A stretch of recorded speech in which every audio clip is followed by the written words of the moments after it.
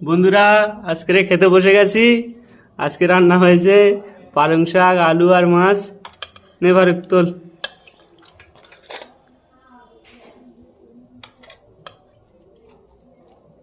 একদম হালকা রান্না। একদম হালকা পাতলা ঝোল।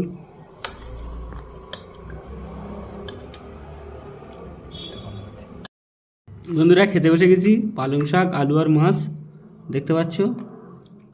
এই মাছ আছে। বন্ধু দেখতে পাচ্ছ একদম চোখা চোখা পিস, একদম চোখা পিস, বড় বড় পিস।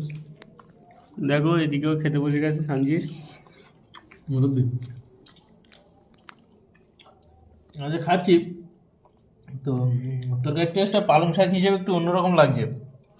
পালং শাক হিসেবে পালং শাক মাছ তো একটা আলাদাই স্বাদ এসে গেছে। এদিকেও ফারুক খাচ্ছে। খুবই ভালো।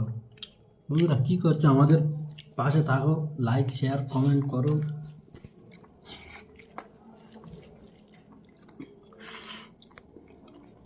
কেমন লাগছে?